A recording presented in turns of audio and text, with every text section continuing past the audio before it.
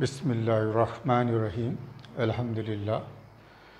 আমরা যারা অনলাইন ভিত্তিক গণিত শিখতেছি প্রত্যেককে আমার আন্তরিক সালাম ও শুভেচ্ছা। আসসালামু আলাইকুম ওয়া রাহমাতুল্লাহি ওয়া বারাকাতুহু। তা আমি তোমাদের দেখতে দেখতে আমরা যে গত এক বছর আগ থেকে আমরা যে গণিত পড়ানো শুরু করেছি, আমি আস্তে আস্তে একদম শেষের দিকে চলে এসেছি। আলহামদুলিল্লাহ, আমি গণিতের আর হয়তো 20 বা 25টা ভিডিও রেডি হলেই আমার গণিত প্রথম পত্র ও দ্বিতীয় পত্র কমপ্লিট হয়ে যাবে। আজকে আমি বৃত্ত শুরু করতেছি। ইতিমধ্যে আমার মোট যে 20টা অধ্যায় প্রথম পত্র ও দ্বিতীয় পত্র, আমি 20টা অধ্যায়ের মধ্যে 18টি অধ্যায় ভিডিও সম্পূর্ণ করেছি। আর যারা অনলাইন ভিত্তিক গণিত শিখতেছো আমার অনলাইন থেকে, তারা ইনশাল্লাহ বাকি যে ভিডিওগুলো রয়ে গেছে আমরা অতি শীঘ্রই এগুলো শেষ করব। আমি আশাবাদী আমার আগামী হয়তো 1 মাসের মধ্যেই বাকি ভিডিওগুলো আমি শেষ করব। ঠিক আছে, আজকে আমি নতুন যে অধ্যায় নিয়ে আসতেছি এটা হলো গণিত প্রথম পত্রের 4র্থ অধ্যায় বৃত্ত। এই বৃত্তের উপর আমার ধারাবাহিক ক্লাস চলবে ইনশাল্লাহ। আমি চেষ্টা করব আগের অন্যান্য অধ্যায়গুলোর মতো এই অধ্যায়তেও আমি সবগুলো ভিডিও ধারাবাহিকভাবে এবং পিডিএফ সহ দিব। যারা আমার অনলাইনে পূর্বের নিয়ে গুগল ক্লাসরুমে কাজ করতেছো, ইনশাল্লাহ তোমাদের লক্ষ্যে নেওয়ার জন্য যা যা করণীয় আমি করব। যারা আমার এই অনলাইন ভিত্তিক ক্লাস করতেছো, তোমাদেরকে আমি বলেছি তুমি যে ক্লাসগুলো করো, পিডিএফ থেকে যে নোটগুলো করো, যে যে সমস্যাগুলো হয় সেই সমস্যাগুলো নিয়ে তুমি কন্ট্যাক্ট করে আমার হাতে থেকে সময় নিয়ে কন্ট্যাক্ট করে আমার বাসায় এসেও তোমার প্রবলেম দেখাতে পারবে। যাই হোক, আমি আমার মূল কাজে চলে আসি। যারা আমরা অনলাইনে গণিত শিখতেছি, আমার ক্ষুদ্র এই চেষ্টা যদি তোমাদের উপকারে আসে তাহলে আমি বলবো আমার পক্ষ থেকে আমার কষ্ট সার্থক হয়েছে। আর এই ক্ষুদ্র এই চেষ্টার ফলে তোমরা যদি গণিতকে তোমার নিজের মতো করে শিখতে পারো, আশা করি তুমি তোমার লক্ষ্যে পৌঁছতে পারবে। আমি চেষ্টা করতেছি আমার প্রত্যেকটা ভিডিওতে আমার গণিতের যত খুঁটিনাটি ব্যাপারগুলো আছে সেগুলো স্পষ্ট করে ফুটে ওঠানোর। তাহলে আজকে আমি বৃত্ত শুরু করতেছি। আমার বৃত্তের আজকে মৌলিক ক্লাস অর্থাৎ বেসিক ক্লাস। আমরা চেষ্টা করব এই বেসিক ক্লাস থেকে কি বলতেছি, প্রতি ক্লাসে কিছু মৌলিক ভিত্তি বা বেসিক ক্লাস বেসিক ধারণা রাখতে হয়। আমাদের বৃত্তের যে আরও কিছু ক্লাস থাকবে ওগুলো তো আমি কিছু বলবো। আজকে আমি দেখি আমি কতটুকু যেতে পারি।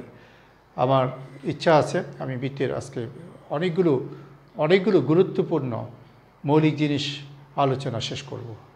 দেখি আমরা কতটুকু যেতে পারি। বৃত্তের প্রথমে আমি বৃত্ত কী, বৃত্ত কাহাকে বলে এটা দিয়ে শুরু করতেছি।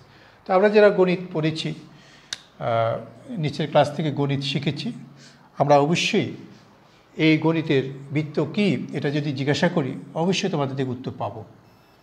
আমি একটা বৃত্ত এঁকে ফেললাম। বৃত্তটা আঁকার জন্য আমি কি শর্ত ব্যবহার করতেছি, আমি ধরে নিচ্ছি একটি বৃত্তের কেন্দ্র সি যার স্থানাঙ্ক এইচকে, এটা স্থির বিন্দু, আর একটি বিন্দু পি যার স্থানাঙ্ক এক্স ওয়াই, এটা একটি চলমান বিন্দু। কথাগুলো খেয়াল করতে হবে। স্থির বিন্দু কোনটা? স্থির বিন্দু হলো সি এসকে। আর চলমান বিন্দু কোনটা? যেটাকে আমরা সঞ্চার পথের বিন্দু বলি, চলমান বিন্দু, এটা হলো পি। সাধারণত যারা আমরা ধারাবাহিক ক্লাস গণিতের বিভিন্ন জায়গা করেছি, আমি চলমান বিন্দুকে বলছি মূলত সঞ্চার পথের বিন্দু। কোনো শর্তে যদি কোনো বিন্দু চলে ওই চলার পথকে বলা হয় সঞ্চার পথ।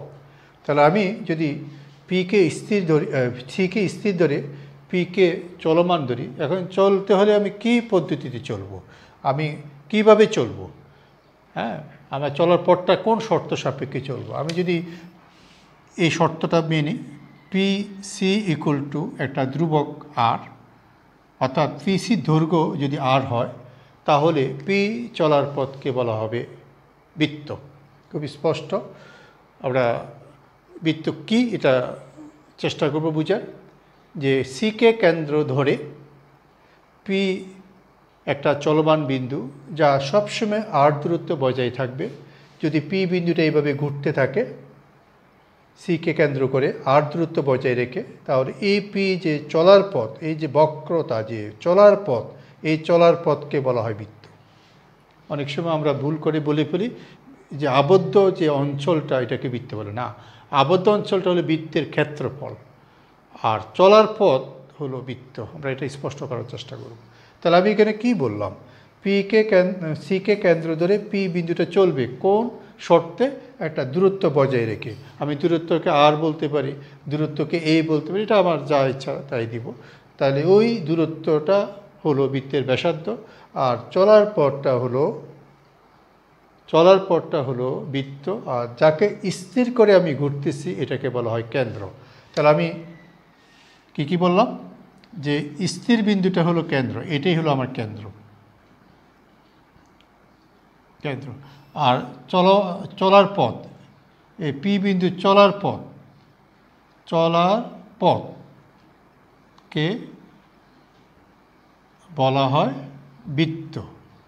আর যেটা স্থির সংখ্যা, এই যে আরকে বলা হয় ব্যাসার্ধ। পেয়ে গেলাম। তাহলে বৃত্তের আমি 3টা তথ্য পেয়ে গেলাম। চলার পথ বৃত্ত, স্থির বিন্দুকে বলা হয় কেন্দ্র, আর দূরত্ব যেটা বজায় রেখে বিন্দুটা চলবে সে দূরত্বটা হলো ব্যাসার্ধ। তো বলতে পারো স্যার এই ছোটো জিনিসটা এখানে বললেন। আমার কথা হলো আমি বৃত্ত পড়াচ্ছি, বৃত্তের যাতে কোনো ছোটোখাটো ব্যাপার এখান থেকে বাদ না পড়ে সেটা আমার চেষ্টা থাকবে। এরপরে আসো, এই পিসি ইকুয়াল টু আর এই শর্তটা যদি আমি ব্যবহার করি, আমরা জানি 2 বিন্দু দূরত্ব হলো পিসি। এই দূরত্বটা যদি ব্যবহার করি এক্স বিয়োগ, আমরা 2 বিন্দু দূরত্ব সূত্র আগে আমরা শিখেছি, ওয়াই বিয়োগ K whole square equal to আর। উভয় দিকে যদি আমি বর্গ করে দিই, এক্স বিয়োগ এইচ হোল স্কয়ার, ওয়াই বিয়োগ K whole square equal to R square.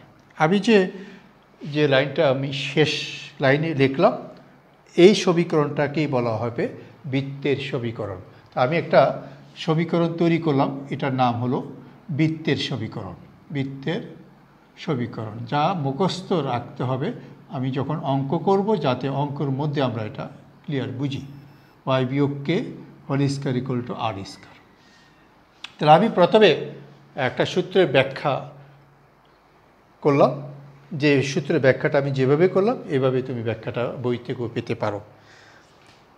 আসো, বৃত্তের সমীকরণ যেটা নিশ্চিত করলাম এখন, এই বৃত্তের সমীকরণের যে 2টা জিনিস আমরা এখানে মুখস্থ রাখতে হবে, কেন্দ্র ও ব্যাসার্ধ। এটা মুখস্থ রাখতে হবে, কেন্দ্র ও ব্যাসার্ধ। কেন্দ্র হলো এসকে, আর ব্যাসার্ধ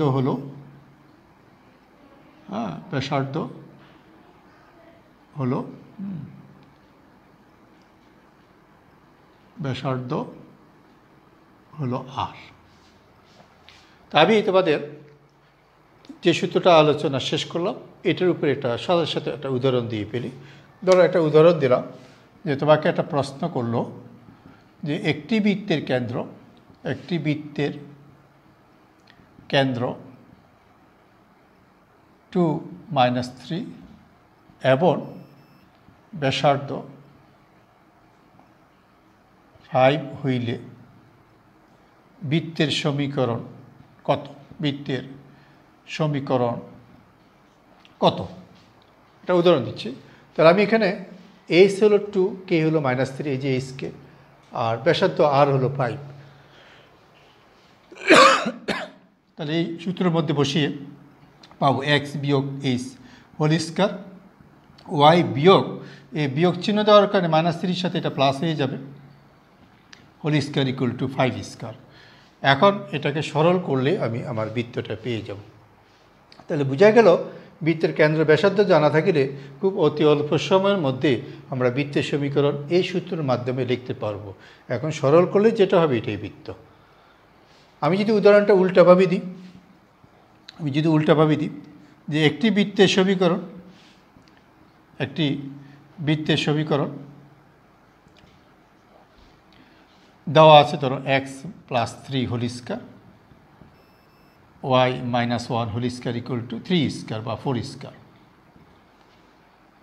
একটি বৃত্তের সমীকরণ এত, অর্থাৎ 4 স্কয়ার না দিয়ে আমি 16ই দিলাম। 16 হইলে বৃত্তের কেন্দ্র ও ব্যাসার্ধ কত, বৃত্তের কেন্দ্র কত আর ব্যাসার্ধ কত। তাহলে কেন্দ্র, আমি যেহেতু সূত্রটা এখানে লেখা আছে, মাইনাসের পরে যে মানটা থাকে এটা কেন্দ্রের বুঝ, অর্থাৎ এখানে যে মাইনাস এইচ তাকে চিহ্ন উল্টাই বলতে হবে। আছে মাইনাস এইচ বলবো প্লাস এইচ, তার আমার এখানে আছে +3, আমি বলবো -3 হলো তার বুঝ, -3 হলো তার বুঝ। আর দ্বিতীয় যে মানটা আছে -1, তাহলে -1 যেহেতু আছে তার উল্টা চিহ্ন বলবো +1, তাহলে এটা হলো 1। সূত্র যেহেতু -h হইলে +h লিখি কেন্দ্রের বুঝ, -k হইলে কেন্দ্রের কুঠি লিখি +k, আর ব্যাসার্ধ হলো এখানে r। তা আমি ব্যাসার্ধ এখানে যেহেতু 16 দিয়েছিলাম, 4 স্কয়ার লেখা যায়, তাহলে ব্যাসার্ধ হলো 4। তা একটা বৃত্তের সমীকরণের কেন্দ্র ও ব্যাসার্ধ আমরা বের করতে পারলাম। তাহলে আমি এখানে কি শিখলাম? একটা সমীকরণ দেওয়া থাকলে কেন্দ্র ব্যাসার্ধ বের করা যায়, আবার কেন্দ্র ব্যাসার্ধ দেওয়া থাকলে সমীকরণ বের করা যায়। অর্থাৎ এই সূত্রের ছোট্ট দুটা প্রয়োগ যা আমার অবজেক্টিভের জন্য লাগবে। আমি স্টেপ বাই স্টেপ প্রত্যেকটা সূত্র আলোচনা করব, এবার সূত্রের একটা উদাহরণ দিব। এগুলো হলো অবজেক্টিভের জন্য, এমসিকিউর জন্য। পরে আমি বইয়ের বা আমাদের যে আমি পিডিএফ দিব, পিডিএফ ধরে কিছু অঙ্ক করব। এখন প্রথম সূত্রটা যেটা আলোচনা করলাম, এখানে যদি কেন্দ্রটা 0 0 হয়ে যায়, অর্থাৎ এস এর মান 0, কে এর মান 0 হয়ে যায়, তাহলে আমার এই সূত্রটা এস এর জায়গায় 0, কে এর জায়গায় 0 বসাই দাও, তাহলে বৃত্তের সমীকরণ, নতুন যে বৃত্তের সমীকরণ আসে, বৃত্তের সমীকরণ হয়ে যাবে s স্কয়ার, এস এর জায়গায় 0 দিলাম, কে এর জায়গায় 0 দিলাম, y square equal to r square. সেই ক্ষেত্রে কেন্দ্র হয়ে যাবে 0 0, অর্থাৎ মূল বিন্দুতে কেন্দ্র হলে এটা হবে। আর ব্যাসার্ধ হলো আগের মতো r। তাহলে এটাও একটা বৃত্তের সমীকরণ। এই বৃত্ত থেকে আমি এই বৃত্তটা তৈরি করতে পারবো। তাহলে এখানে আমরা আগের মতো চিত্র দিয়ে বৃত্ত বুঝাইতে পারতাম, আমি আর ওই চিত্রে গেলাম না। যে এস এর মান 0, কে এর মান যদি 0 হয়, তাহলে বৃত্তের নতুন যে রূপটা হলো এটা আরেকটা বৃত্তের সমীকরণ। কারণ এটার উপরে যদি আমি একটা উদাহরণ দিই, আমাকে যদি বলা হয় যে 2s square plus 2y square equal two, ধরো এখানে একটা সংখ্যা দিয়ে দিলাম যে ধরো 7, এত বৃত্তের কেন্দ্র ও ব্যাসার্ধ কত, ব্যাসার্ধ কত। তাহলে আমি যে প্রশ্নটা এখন লিখলাম ব্যাসার্ধ কত, এই অঙ্কে একটা ভেজাল করছি আমি। আবার মূল সমীকরণ এস স্কয়ার ওয়াই স্কয়ারের পাশে কোনো সংখ্যা নেই, অর্থাৎ এস স্কয়ার ওয়াই স্কয়ার সব কিন্তু 1। তাহলে 1 করার জন্য আমার প্রয়োজনে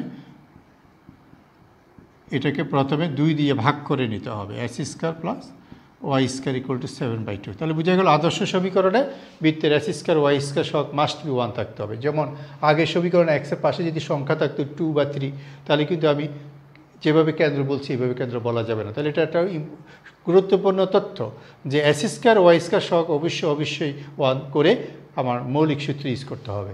তাহলে আমার এখানে আমি মূল সূত্র ব্যবহার করার জন্য আরেকটা লাইন লিখে নিচ্ছি। এখানে লিখতে পারি √7/2 whole square.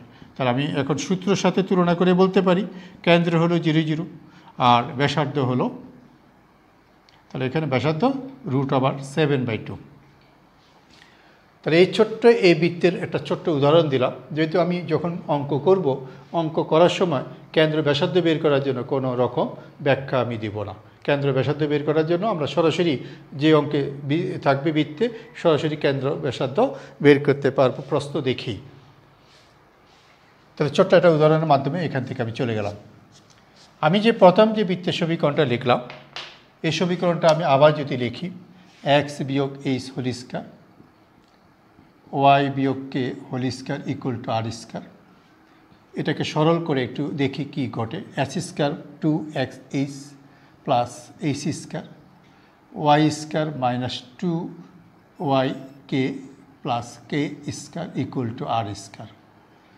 X square y square পাশাপাশি নিয়ে আসলাম, আর 2s কে একটু সাজাই লিখলাম, 2k কে একটু সাজাই লিখলাম, আর ধ্রুবকগুলো সিরিয়ালে পাশাপাশি লিখলাম, যেগুলো ধ্রুবক এগুলো পাশাপাশি লিখলাম। এখন এই বৃত্তের সমীকরণকে একটা নতুন রূপ নিচ্ছি, যেটা বইতে আছে এইভাবে। অর্থাৎ আমি ধরে নিচ্ছি মাইনাস এইচ সমান জি, মাইনাস কে সমান এফ, আর শেষের পুরো ধ্রুবকটাকে ধরলাম h square k square minus r square equal to c. অর্থাৎ আমার এখানে আগের সূত্র এস কে আর, এস কে আর এর সাথে যাতে আমি এই সূত্র থেকে নতুন যে সমীকরণটা আনবো এস কে আর এর সাথে যাতে মিক্স না হয়ে যায়, সেই জন্য আমি আরেকটা আকৃতি আলোচনা করতেছি। এই যে আকৃতিটা আসলো, এই আকৃতিও একটা বৃত্ত, যেহেতু প্রথম লাইনটা বৃত্ত ছিল, এটাও একটা বৃত্ত। তাহলে বৃত্ত যেহেতু বললাম, তাহলে এই বৃত্তের সমীকরণের নাম হলো বৃত্তের সাধারণ সমীকরণ। বৃত্তের সাধারণ সমীকরণ। তো বৃত্তের সাধারণ সমীকরণ হলো x square plus y square plus 2gx plus 2fy plus c equal to 0। এটা হলো বৃত্তের সাধারণ সমীকরণ। এখন এটারও তো কী আছে, কেন্দ্র আছে, ব্যাসার্ধ আছে। তাহলে এই বৃত্তের কেন্দ্র ব্যাসার্ধ আমি এখন বের করব। এখন যেহেতু বৃত্তের কেন্দ্র ছিল এস কে, আমার একটু সরল করে দেখি, বৃত্তের কেন্দ্র ছিল এস কে, এই যে শুরুতে এস কে ছিল, এসের মানটা এখানে আমি কত লিখছি, এসের মানটা হলো মাইনাস জি, তাহলে মাইনাস জি, আর কে এর মানটা লিখছি মাইনাস এফ। তাহলে নতুন যে বৃত্তটা লিখলাম বৃত্তের সাধারণ সমীকরণ, এই বৃত্তের সাধারণ সমীকরণের কেন্দ্র হলো মাইনাস জি মাইনাস এফ। ঠিক এখান থেকে ব্যাসার্ধ, যেহেতু বৃত্তের ব্যাসার্ধ ছিল আর, আমি যদি এখানে খেয়াল করি আর এর মান বের করার জন্য আর স্কোয়ার ইকুয়াল টু পক্ষান্তর করি S square k square minus c, আর এসের মানটা এখান থেকে এনে বসাই দিলে তাহলে আসে জি স্কোয়ার, কে এর মানটা বসাই দিলে আসে এফ স্কোয়ার আর minus c, r equal to যদি লিখি আমি রুট দিয়ে লিখব, যেহেতু আর একটা ব্যাসার্ধ বর্গমূল করলে মাইনাস আসবে না, এটা অলওয়েজ ধনাত্মক। তাহলে আমি এখানে আরেকটা জিনিস লিখলাম ব্যাসার্ধ, ব্যাসার্ধ হল root over G square plus F square minus C. তাহলে আমি এখন যে বৃত্তের সমীকরণটা লিখলাম তার মধ্যে আরও নতুন করে কেন্দ্র এবং ব্যাসার্ধ এসে গেছে। তাহলে কেন্দ্র এবং ব্যাসার্ধ যেটা আসছে, আমি ব্যাসার্ধটা একটু নিচে লিখি, এটা দেখা যাচ্ছে না, ব্যাসার্ধ root over G square plus F square minus C. তাহলে আমি কী পেয়ে গেলাম, ব্যাসার্ধ পেয়ে গেলাম। এখন যে বৃত্তটা আনলাম, এই বৃত্তের ক্ষেত্রে আমাদের জিএফসি হলো নতুনভাবে, জি হলো এখানে এক্সের পাশে যে 2g আছে ওখান থেকে আসছে, এফ হলো ওয়াইয়ের পাশে যে 2f আছে ওখান থেকে এসেছে, সি হলো ধ্রুবক। এই যে এফ জি সি জিএফসি, এদের যে তথ্য কিভাবে মনে রাখা যায় আমি লিখতেছি। যেমন আমি কোনো একটা দ্বিঘাত সমীকরণ, এখানে গুরুত্বপূর্ণ একটা শর্ত হলো, একটা গুরুত্বপূর্ণ শর্ত হলো যে এস স্কোয়ার ও ওয়াই স্কোয়ারের সহগ 1। এটা খুব গুরুত্বপূর্ণ তথ্য। কি আদর্শ সমীকরণ এর ক্ষেত্রে একটা গুরুত্বপূর্ণ নোট হলো এস স্কোয়ার ওয়াই স্কোয়ার সহগ 1। এটা স্পষ্ট মুখস্থ রাখতে হবে, এস স্কোয়ার ওয়াই স্কোয়ার সহগ 1। আগেও বলছি আমি কথাটা, এক্স ওয়াই স্কোয়ার সহগ 1। তাহলে এখানে এই সূত্রের ক্ষেত্রে জি বের করব কিভাবে, জি হলো এক্সের সহগ ডিভাইডেড বাই -2, আর ওয়াইয়ের সহগ এফ ইকুয়াল টু ওয়াইয়ের সহগ ডিভাইডেড বাই -2। আমরা জি এবং এফ বের করার জন্য এই পদ্ধতিটা ব্যবহার করব, সরি -2 না, শুধু 2। জি এবং এফ বের করার জন্য আমি লিখব জি হলো এক্সের সহগ বাই 2, ওয়াই সহগ বাই 2। যখন একটা সমীকরণে জিএফসি বের করতে হবে, আমি মনে মনে এই ক্যালকুলেশনটা করে জিএফসি সহজে পেয়ে যাব। তবে শর্ত হলো এস স্কোয়ার এবং ওয়াই স্কোয়ারের সহগ 1 করার পরেই ঘটনাটা ঘটবে, এর আগে না কিন্তু। এখন যদি আমি কেন্দ্র যেটা মাইনাস জি মাইনাস এফ লিখেছি, এটা যদি আমি কেন্দ্রের সূত্রটা নতুনভাবে লিখি, কেন্দ্রের সূত্রটা, তাহলে লিখব এক্সের সহগ ডিভাইডেড বাই -2 y এর সহগ ডিভাইডেড বাই -2। ঠিক আছে, তাহলে আমি এখন নতুন যে বৃত্তটা আসছে এটার উপরে আরেকটা সুন্দর তথ্য দিলাম। কেন্দ্র মনে রাখার জন্য এই নিচের লাইনটা মনে রাখবো, তাতে আমার দ্রুত কেন্দ্র বেরিয়ে আসবে। এখানে যে লেখাগুলো লিখছি ডান পাশে, আমি কিন্তু বাম পাশে লিখতেছি কোত্থেকে কি আনতেছি, বাম পাশটা মুছে ফেলছি। এই পর্যন্ত আমি যা বলছি ডান পাশে তা লিখে রাখছি। এই লেখাগুলো আমাকে অবশ্যই মুখস্থ করতে হবে। এখানে এই লেখাগুলোই হলো আজকের আলোচনায় বেসিক। আমি যে বলছি বেসিক, কীভাবে আসলে ওটা না, আমাকে এগুলো মুখস্থ করে যেতে হবে। তো এখন এই যে বৃত্তের সাধারণ সমীকরণ, এই বৃত্তের সাধারণ সমীকরণ থেকেই বৃত্তের বৈশিষ্ট্য আসে। আর বৃত্তের বৈশিষ্ট্য থেকে আমি কিছু প্রশ্ন এখন আলোচনা করব। তার আগে আমি যে এখন যে সূত্রটা লিখলাম তার একটু ব্যবহার করে ফেলতেছি। যেমন আমাকে একটা প্রশ্ন করলো যে এই বৃত্তটা যে দেওয়া আছে, বৃত্তটা ধরো আমি ইচ্ছা মতো লিখলাম,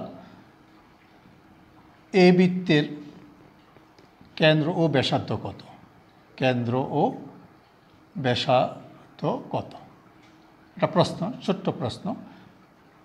তাহলে আমি কিন্তু গত এই সূত্র দিয়ে বৃত্তের কেন্দ্র ব্যাসার্ধ বের করছিলাম। এখন চাইলে এটাকে ক্যালকুলেশন করে এই সূত্র নিয়েও কেন্দ্র ব্যাসার্ধ বের করা যায়, কিন্তু আমি সময় নষ্ট করতে রাজি না। আমি এই সূত্রের কেন্দ্র ব্যাসার্ধ বের করার সূত্র হলো -g - f, ব্যাসার্ধ সূত্র হলো √g² + ab² - c। আমি এই সূত্র ব্যবহার করে কেন্দ্র ব্যাসার্ধ বের করব। প্রথমে আমি সরাসরি কেন্দ্র লিখব, মাঝখানে কোনো ক্যালকুলেশন দিব না। x এর সহগ ডিভাইডেড বাই -2, y এর সহগ ডিভাইডেড বাই -2। এখন আমি আমার বোঝানোর জন্য আমি এটা লিখছি, পরীক্ষা খাতায় কিন্তু আমি এই লেখাটাও লিখব না, আমি সরাসরি এই পরের লাইনটাই লিখব। এখন যে লাইনটা লিখব কি, কেন্দ্রের ভুজ কত, -3 বাই -2, x এর সহগ হলো -3, x এর সহগ হলো -3, ঠিক হলুন বাই y সহগ হলো 2 বাই -2। তাহলে আমার সরল করলে আসে -7 কাটা যায় 3/2 আর এখানে -1 হয়ে গেল কেন্দ্র। তাহলে আমি যে শেষ লাইনটা লিখলাম, আমি যখন অঙ্ক করব, আমি যখন বড় অঙ্ক করব, কেন্দ্র বের করার জন্য আমি কোনো রকম মাঝখানে কোনো ক্যালকুলেশন রাখতে রাজি না, আমি সরাসরি এই লাইনটা লিখব। এটা সম্ভব কি না আমি বলবো এটা সম্ভব, যে x এর সহগকে আমরা সরাসরি -2 দিয়ে ভাগ করে ভুজটা লিখে ফেলবো, y সহগকে -2 দিয়ে ভাগ করে কুটিটা লিখে ফেলবো। এবার ব্যাসার্ধ যখন বের করতে যাব, ব্যাসার্ধ হলো √g² + f² - c। আমি কিন্তু এটা লিখতে রাজি না, আমি সরাসরি GFC বসাই দিব।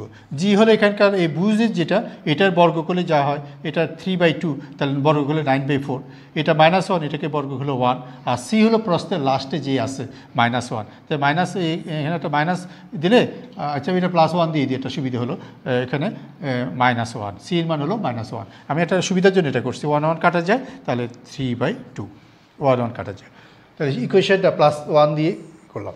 তাহলে এখানে ব্যাসার্ধ সূত্র হলো √g² + f² - c।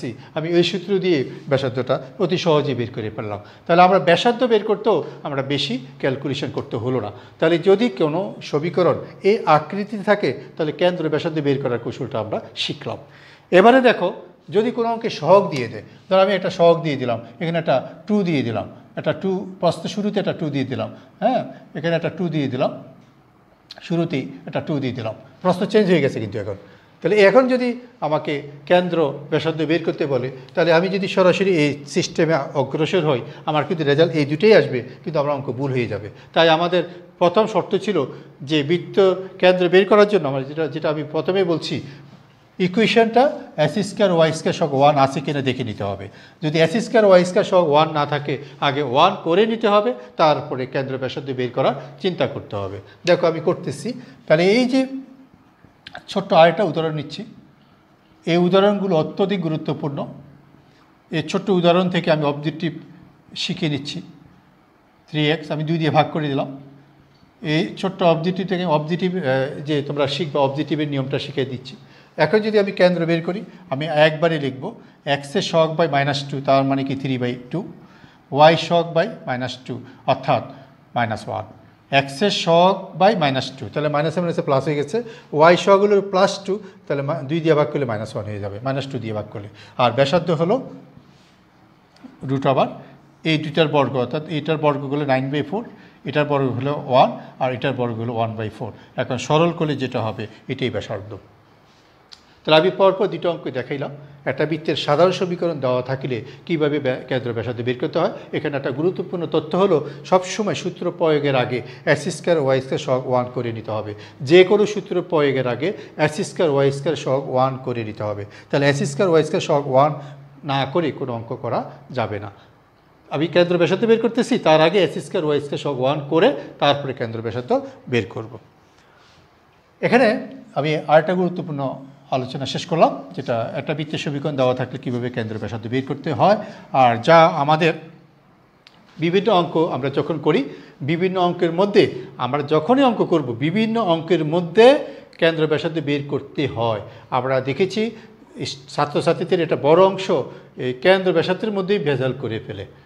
যাক, আমরা এটা সহজভাবে মনে রাখার চেষ্টা করব। দুটো উদাহরণ থেকে আমরা শিখে নিব কীভাবে কেন্দ্র ব্যাসার্ধ বের করতে হয়। এবারে আমি যে বৃত্তের সাধারণ সমীকরণ লিখেছি এটার কয়েকটা বৈশিষ্ট্য আছে। বৃত্তের বৈশিষ্ট্য হিসাবে আমরা এটা পরিচিত বইতে আছে। তাহলে আমি লিখতেছি এবার বৃত্তের বৈশিষ্ট্য। বৃত্তের বৈশিষ্ট্য, এই বৃত্তের বৈশিষ্ট্য বলতে আমরা কোন বৃত্তের বৈশিষ্ট্য? এখানে তো বৃত্ত আবার তিনটে হয়ে গেছে, এই একটা, এই আরেকটা, হ্যাঁ, এখানে আরেকটা। তাহলে আমার বৃত্তের বৈশিষ্ট্য আমি কোন বৃত্তের বৈশিষ্ট্য বলতেছি? আবার এখানে তিনটা, একটা, দুইটা, তিনটা। তা আমি কোন বৃত্তের বৈশিষ্ট্য? বৃত্তের বৈশিষ্ট্য বলতে আমরা এটাকেই সাধারণত বুঝে, এই সাধারণ সমীকরণের থেকে যে বৈশিষ্ট্যগুলো আসে এটাই বৈশিষ্ট্য। ওখান থেকে এটা সহজে বোঝা যায় না। তাহলে বৃত্তের বৈশিষ্ট্য আমরা 1 নম্বর বৈশিষ্ট্য, ইহা দ্বিঘাত সমীকরণ। অত্যধিক গুরুত্বপূর্ণ তত্ত্ব দ্বিঘাত সমীকরণ। অনেক লেখক বইটিটা লেখেনি। প্রথমেই বৃত্ত চেনার উপায় হলো এটা দ্বিঘাত সমীকরণ, এটা কখনো ত্রিঘাত বা ফোরঘাত হবে না। তোমরা মনে রাখবে তোমাদের জ্যামিতিতে তোমাদের 2 রকম ইকুয়েশন দেখা যায়, হলো একঘাত আর হলো দ্বিঘাত। আমরা জ্যামিতির কথা বলছি। জ্যামিতিতে আমাদের 2 ধরনের সমীকরণ দেখা যায়, একটা হলো একঘাত আর হলো দ্বিঘাত। একঘাত সমীকরণেই হলো, মনে রাখবো, একঘাত সমীকরণেই হলো সরল রেখা, আর দ্বিঘাত সমীকরণ হলো বক্ররেখা। এখন দ্বিঘাত সমীকরণের মধ্যে এখন আমরা পড়াচ্ছি বৃত্ত, আর বৃত্তের বৈশিষ্ট্য এখন আমি বলতেছি। দ্বিঘাত সমীকরণের ক্ষেত্রে বৃত্তের বৈশিষ্ট্য 1 নম্বর বৈশিষ্ট্য, এটা দ্বিঘাত সমীকরণ। 2 নম্বর, x² y² সহগ সমান। x² ও y² সহগ সমান। আমি একটু আগে বলছি x² y² সহগ 1, 1ও তো 1 1 মানে সমান। তাহলে x² y² সহগ সমান হলেই বৃত্ত, কিন্তু সেক্ষেত্রে 1 থাকতে হবে এমন কথা না, সমান হলেই বৃত্ত। তাহলে আমি x² y² সহগ সমান, এটা একটা বৃত্তের বৈশিষ্ট্য। 3 নম্বর, xy যুক্ত পদ থাকবে না। যুক্ত পদ থাকবে না। 3 নম্বর হলো xy যুক্ত পদ থাকবে না। দেখো আমি যে বৃত্তের সমীকরণ দেখতেছি, এই সমীকরণে সর্বোচ্চ পদের সংখ্যা হলো 5টা। 1 2 3 4 5। একটা বৃত্তের সমীকরণের সর্বোচ্চ পদের সংখ্যা হলো 5টা, কম থাকতে পারে। সর্বনিম্ন পদ হলো 3টা, এর নিচে হবে না। সর্বোচ্চ পদ হলো 5টা, সর্বনিম্ন পদ হলো 3টা, এগুলো মনে রাখতে হবে। তাহলে আমি এখন xy যুক্ত পদ থাকবে না, এখানে xy পৃথক পদ আছে, কিন্তু xyকে পাশাপাশি যুক্ত পদ হিসেবে আমরা দেখতেছি না। তাহলে এখন xy যুক্ত পদ থাকবে না, এটা একটা গুরুত্বপূর্ণ তথ্য। 3 নম্বর বৈশিষ্ট্য হলো, 4 নম্বর বৈশিষ্ট্য হলো, আমি যে রুটির ভিতরে যে রাশিটা লিখি, এই ব্যাসার্ধ, এই ব্যাসার্ধ রুটির ভিতরে রাশিটা অবশ্যই গ্রেটার দ্যান ইকুয়াল হইতে হবে। এখন তো আমি জিএফসি কি এটা আগে পরিচয় দিয়েছি, যে অঙ্কের ভিতরে আমরা আগেই আমরা জিএফসি এর পরিচয় দিয়েছি। তাহলে রুটের ভিতরে যে মানটা আমরা জানি, রুটের ভিতরে কোনো মান নেগেটিভ আসতে পারে না। যদি আসে এটা কাল্পনিক সংখ্যা হয়ে যায়, আর ব্যাসার্ধ কখনো কাল্পনিক না, ব্যাসার্ধ বাস্তব। তাহলে রুটের ভিতরে যদি নেগেটিভ আসে এটা অবাস্তব সংখ্যা বা কাল্পনিক সংখ্যা হয়ে যায়, তাই রুটের ভিতরে মানটা কখনো ঋণাত্মক হবে না। এবার আবার যে 4টা বৈশিষ্ট্য, এই 4টা বৈশিষ্ট্যের উপরে আমি 2-3টা উদাহরণ দিচ্ছি। আমি কিন্তু আজকে পুরো ক্লাসটায় উদাহরণ দিয়ে যাচ্ছি, কারণ আমি যে বেসিক ক্লাসটা আলোচনা করতেছি কোনো বইতে বা আমার যে পিডিএফ দিব ওখানে কিন্তু এত কিছু থাকবে না। আমার ভিডিও এই জন্য তোমাকে দেখতে হবে। ভিডিওটা ভালো করে না দেখে, অর্থাৎ ক্লাসটা না শুনে টিচারের মুখের কথাটা না শুনে শুধু পিডিএফ বা বাজারে কোনো নোট দেখে আমি কাজ করব না। আমার প্রত্যেকটা ভিডিও দেখে কেউ যদি বাজারের নোট দেখেও অঙ্ক করো, ইনশাল্লাহ তোমার ভিডিও দেখে তুমি বাজারের নোট থেকে অঙ্ক করতে পারবা। তবে আমি তোমাদের অঙ্কগুলো সিরিয়াল করার জন্য, একটা ক্রমিক সিরিয়াল করার জন্য আমি রুল ভিত্তিক অঙ্কগুলো সাজাই দিচ্ছি। প্রত্যেকটা ক্লাসের সাথে রুল ভিত্তিক কিছু অঙ্ক থাকে, তাই বইয়ের সাথে আমি কোনো সিরিয়াল মেনটেন করতে পারতেছি না। যাই হোক, আমি বৈশিষ্ট্যের উপর কিছু উদাহরণ দিচ্ছি। কি কি উদাহরণ দিচ্ছি দেখো। প্রথমে একটা উদাহরণ দিচ্ছি। আমাকে একটা প্রশ্ন করলো 3x² plus K Y square minus 2x plus 2y minus 1 = 0। এত সমীকরণটি বৃত্ত হইলে কে এর মান কত? সুন্দর প্রশ্ন, জাতীয় পরীক্ষার জন্য অবজেক্টিভের জন্য একটা সুন্দর প্রশ্ন। এত সমীকরণটি বৃত্ত হলে কে এর মান কত? তো আমরা কে এর মান বের করার জন্য আমার বৃত্তের যে কন্ডিশন, 2 নম্বর কন্ডিশনটা আমরা একটু দেখব। 2 নম্বর কন্ডিশনে কি বলছে? যে 2 নম্বর কন্ডিশনে বলছে যদি x² y² সহগ যদি সমান হয়, x² y² সহগ যদি সমান হয়, তাহলে এটা কি হবে? বৃত্ত হবে। তাহলে x² y² সহগ এখানে কত? x² সহগ হলো 3, y² সহগ হলো k। তাহলে আমি অ্যান্সার লিখব k = 3, আর কিচ্ছু না। কারণ আমরা বৈশিষ্ট্য শিখেছি, যদি x² y² সহগ সমান হয় তাহলে এটা বৃত্ত হয়। তাহলে এই x² y² সাথে অসমান হয়, এটা বৃত্ত হবে না। তাহলে k এর মান শুধুমাত্র 3 হলে এটা বৃত্ত হবে, k এর মান 3 ব্যতীত অন্য কোনো সংখ্যা হলে বৃত্ত হবে না। তাহলে আমরা যদি এই বৈশিষ্ট্যটা জানি, 2 নম্বর বৈশিষ্ট্যটা জানি, তাহলে আমরা সহজেই এই ধরনের প্রশ্ন অ্যান্সার করতে পারবো। তারপরে আমি আরেকটা সমীকরণ নিচ্ছি। আমি ছোটো থেকে নিচ্ছি যাতে আমার সময় কম লাগে। x² plus y² plus 2k minus 1 × xy plus x minus 3y plus 1 = 0। আমি প্রশ্ন করলাম এত সমীকরণটি বৃত্ত হইলে কে এর মান কত? এখন কে এর মান কত হবে? তাই আমি এখানে আমরা খেয়াল করব x² y² সহগের সাথে তো কেই নাই। কে আছে কার সাথে? কে আছে xy যুক্ত পদের সাথে। তাহলে xy যুক্ত পদের সাথে কে আছে, তাহলে এখানে xy যুক্ত পদ থাকবে কি থাকবে না, এটা হলো আমার সিদ্ধান্তের ব্যাপার। আমি তো জানি x² y² এর যুক্ত পদ থাকবে না। তাহলে x² y² এর যুক্ত পদটা বাদ দেওয়ার জন্য কে এর মান কত বসাইলে xy যুক্ত পদটা থাকে না। আমি যদি বলি xy পাশে যে রাশিটা আছে পুরোটা যদি আমি 0 ধরি, তাহলে তো xy যুক্ত পদটা থাকে না। তাহলে x² x × y এর পাশে রাশিকে যদি আমরা 0 ধরি, তাহলে কে এর মান আসে হাফ। তাহলে k = যদি হাফ হয়, তাহলে এই সমীকরণটা বৃত্ত হবে। আর k = যদি হাফ ব্যতীত অন্য কোনো সংখ্যা হয়, এটা কখনো বৃত্ত হবে না। তো বৃত্ত না হলে কী হবে, তোমার প্রশ্ন আসতে পারে। বৃত্ত না হলে বক্ররেখা তো আরও আছে, বক্ররেখার পরীক্ষা এরকম টেস্ট করে আমরা বক্ররেখাকে যাচাই করতে পারি, আরও পরীক্ষা আছে। আজকে আমি শুধু বৃত্তকে পরীক্ষা করতেছি, বৃত্ত সমীকরণ পরীক্ষা করার রুল আমি বলতেছি। আমি 4টা শর্তের মাধ্যমে বৃত্ত যাচাই করতেছি। এক্স দ্বিঘাত, এটা তো যাচাই করা লাগে না, চোখের নজরে আমরা দেখতে পাবো এটা দ্বিঘাত। 2 নম্বরটাও চোখের নজরেই বলতে পারবো x² y² সমান কিনা। ওই যে x² y² সমান আছে, xy যুক্ত পদ থাকবে না।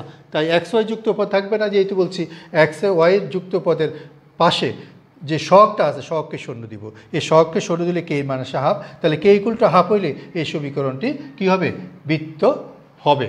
আর যদি কে = হাফ ব্যতীত অন্য কোনো সংখ্যা হয়, তাহলে এটা বৃত্ত হবে না। তাই আমাদের অবজেক্টিভের মধ্যে আমি যে আলোচনাটা করতেছি, অবজেক্টিভের মধ্যে তোমরা নিশ্চিত থাকো, 100% নিশ্চিত থাকো, এই ধরনের প্রশ্ন তো প্রায় পাওয়া যায়।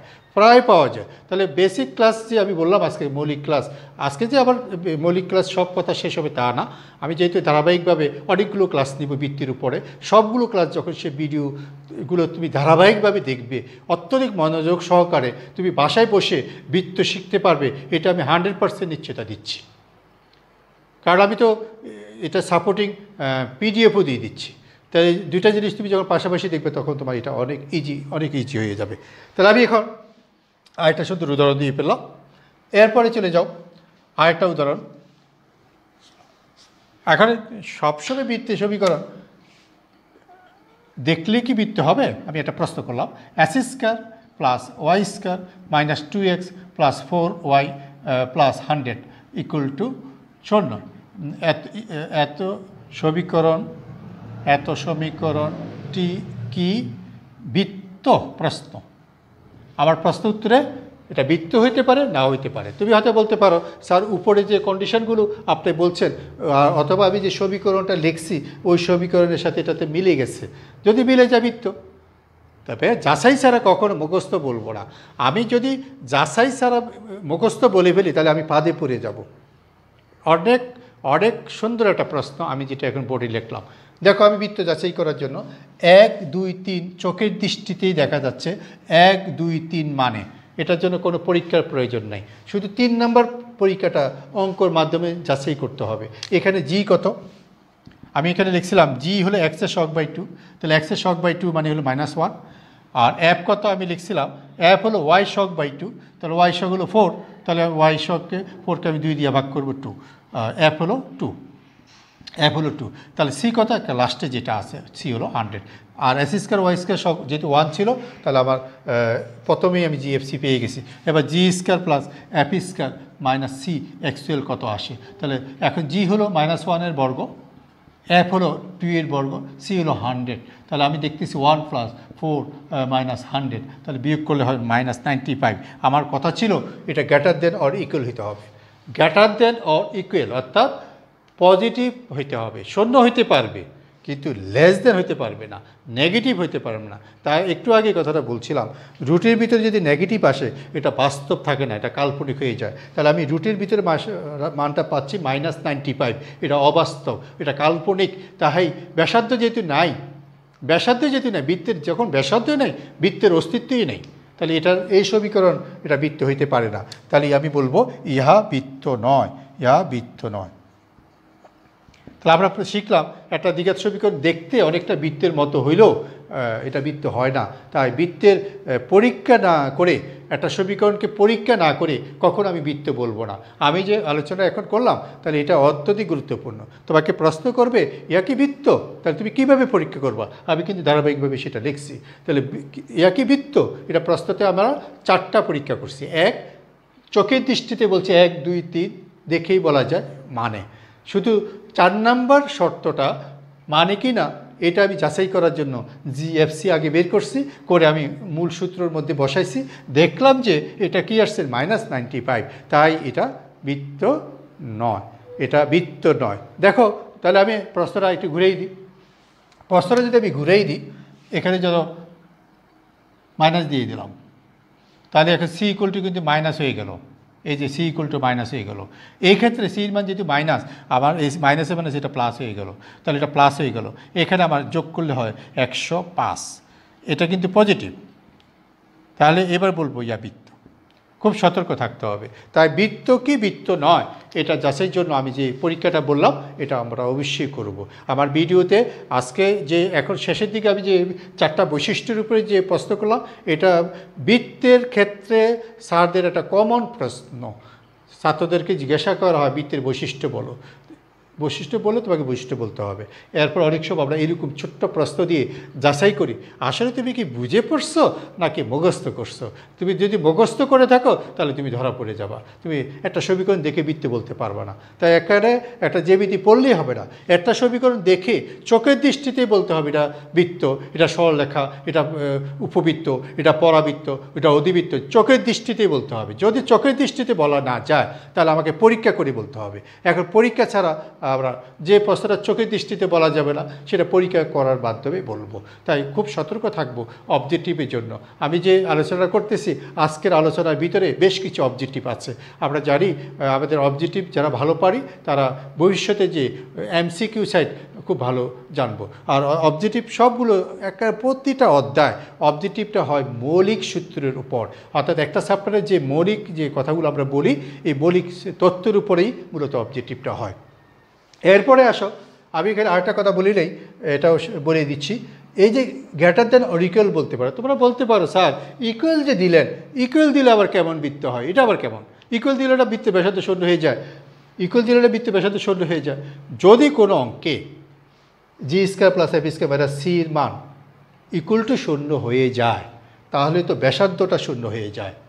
তাহলে ব্যাসার্ধ শূন্য যদি কোনো অঙ্ক হয়ে যায়, ব্যাসার্ধ যদি শূন্য হয়ে যায়, তাহলে তুমি নিশ্চিত থাকো এটা হলো বিন্দু বৃত্ত। বিন্দু বৃত্ত যেমন আমি একটা সমীকরণ লিখলাম, তোমাকে প্রশ্ন করা হলো ইকুয়াল টু 0, x² + y² = 0, এটা কিসের সমীকরণ? এই সমীকরণ কি বৃত্ত? প্রশ্ন করা হলো। যদি বৃত্ত হয় এটা কোন ধরনের বৃত্ত? হ্যাঁ, আরেকটা প্রশ্ন আমরা চেষ্টা করব এগুলো বোঝার জন্য। আবার প্রশ্ন কি বৃত্ত? তা আমি লিখলাম জির মান 0, কারণ এখানে এক্সের সহগ নাই, এফের মানও 0, তারপরে সির মান এটাও 0, তাহলে আবার দেখা যায় g² f² সব 0 হয়ে গেছে। তাহলে এখানে কেন্দ্র 0 0 আর ব্যাসার্ধও 0, তাহলে এটা আবার কেমন? এই যে আমি একটা বোর্ডে একটা ফোঁটা দিলাম, এই যে ফোঁটা দিলাম, এই ফোঁটাটাকে বলা হয় বিন্দুবৃত্ত। এটা বৃত্ত। আবার প্রশ্ন হলো কি বৃত্ত? বৃত্ত, কারণ আমার সবগুলো কন্ডিশন মানে 1 2 3 মানে, এবং ওই যে বলছি ইকুয়াল হলেও বৃত্ত হয়, এটাও মানে। তাহলে যেহেতু এটা বৃত্তের কন্ডিশন মানে, তাহলে এটা তো বৃত্তের সমীকরণ। তাহলে এটা কী ধরনের বৃত্ত? একটি বৃত্ত। একটি বৃত্ত। তাহলে এই বৃত্তটা কেমন? এই বৃত্তকে কি বলা হয়? পয়েন্ট সার্কেল, অর্থাৎ বিন্দু বৃত্ত বলা হয়। বিন্দু বৃত্ত বলা হয়। তাহলে আমরা বিন্দুবৃত্ত কি এটাও পাইলাম। তাহলে অনেক সময় দেখা যায় আমরা ছাত্রদেরকে প্রশ্ন করে বিভ্রান্ত করে ফেলি, একটা পরে একটা প্রশ্ন করতে থাকি। স্যার যে একটু বোঝে ভালো পারে সে কিন্তু মজা পায়, যে স্যার আমার প্রশ্ন ঘুরাইতেছে, যত ঘুরে আমি পারতেছি, তখন তোমারও মজা লাগবে। স্টুডেন্ট যখন বলতে পারে তখন স্যার খুশি হয়ে তাকে আরও বেশি বেশি প্রশ্ন করে। তো এটাই আবার নার্ভাস হওয়ার কিছু নাই, যে স্যার যখন বেশি প্রশ্ন করবে তখন তুমি বুঝবা যে স্যার তোমার প্রতি পজিটিভ, যে তোমাকে বেশি প্রশ্ন করতেছে। আজ কোনো টিচার যদি তোমাকে কম প্রশ্ন করে, একটা করে তোমাকে ছেড়ে দেয়, তাহলে বুঝবা তোমার টিচার তোমার প্রতি নেগেটিভ ধারণা নিয়েছে। যে তুমি একটা ছোট্ট প্রশ্ন জিজ্ঞাসা করার পরে তুমি যেহেতু ছোট্ট প্রশ্নের জবাব দিতে পারো নাই, তার মানে তোমার সম্পর্কে একটা নেগেটিভ ধারণা এসে যায়। তাই আমি বলবো আমাদের এই পজিটিভ ধারণা নিয়ে যাতে একজন টিচার প্রশ্ন করে, সেই অবস্থা আমাকে তৈরি করতে হবে। তাহলে আমি বলবো এখানে আরেকটা প্রশ্ন করলাম, এই সমীকরণটি কি বৃত্ত? আমি যাচাই করলাম যে বৃত্তের সকল কন্ডিশন মানে। প্রথম 3 কন্ডিশন তো চোখের দৃষ্টিতে মানে, 4 নম্বর কন্ডিশনটা অর্থ মানে, তার মানে গ্রেটার দেন ইকুয়ালের মধ্যে বসে। এই ধরনের বৃত্তকে আমরা ইকুয়াল যখন হয়ে যায় এটাকে বলা হয় কেন্দ্রবৃত্ত। এখন যদি কেন্দ্রবৃত্ত হয় তার কেন্দ্র কত, ব্যাসার্ধ কত? ব্যাসার্ধও 0, কেন্দ্রও 0 0। তাহলে এই ক্ষেত্রে এটা কি বললাম? এই বিন্দু বৃত্ত বলা হয়। তার কেন্দ্র কত? 0 0 আর ব্যাসার্ধ 0। তো এটার অস্তিত্ব কি আছে? আসলে এটার কোনো অস্তিত্ব নাই। যে বৃত্তের কেন্দ্র 0 0 ব্যাসার্ধ 0, এর কোনো অস্তিত্ব নাই। আমরা বিন্দু কাহাকে বলে, এই বিন্দু কাহাকে বলে এরকম একটা শর্ত কিন্তু আমরা পড়ছি। এখন যারা বিন্দু কাহাকে বলে পড়ছে, বলছে কোনো একটা অবস্থান আছে কিন্তু দৈর্ঘ্য প্রস্থ ভেদ কিছুই নাই, তাকে বলা হয় বিন্দু। অবস্থান আছে, দৈর্ঘ্য নাই, প্রস্থ নাই, ভেদও নাই, তাহলে তাকে বলা হয় বিন্দু। তাহলে এই যে বিন্দু বৃত্ত, বৃত্তের কোনো আসলে অবস্থান আমরা সত্যিকার অর্থে দেখাতে পারবো না। তার একটা জাস্ট অবস্থান কেন্দ্র ব্যাসার্ধ, কেন্দ্র 0 0 ব্যাসার্ধ 0, তাহলে এটা অবস্থান আমি কীভাবে দেখাইলাম? তাহলে বিন্দু বৃত্ত বলতে আমরা বুঝি একটা বিন্দুকে বলি বিন্দুবৃত্ত। বিন্দু বৃত্তের সমীকরণ হলো x² + y² = 0²। ইনশাল্লাহ আমরা যারা ভিডিওটা দেখব, ভিডিওর পরে আমরা একটু অ্যানালাইসিস করব, আর যা যা বলেছি, যা যা শুনেছি সুন্দর করে খাতায় লিখে ফেলবো। ভিডিওকে থেকে সুন্দর করে এগুলো যদি আমি সাজাই বলতে পারি, তাহলে আজকে আমি অনেকগুলো বেসিক মৌলিক কথা বলে ফেলছি। এভাবে আগামী ক্লাসগুলো তো আমি বেসিক মৌলিক কথাগুলো বলে শেষ করেই কিন্তু আমি আমার আরও অঙ্কের ভিতরে ঢুকবো। ইনশাল্লাহ আগামী ক্লাসের জন্য অপেক্ষায় থাকবো এবং পরবর্তী ক্লাস অবশ্যই দেখব, তাহলে আজকের ক্লাসের ধারাবাহিকতা আমি পাবো। সবাইকে শুভেচ্ছা এবং ভালো থাকার দোয়া রেখে এখানে বিদায় নিচ্ছি। আল্লাহ হাফেজ।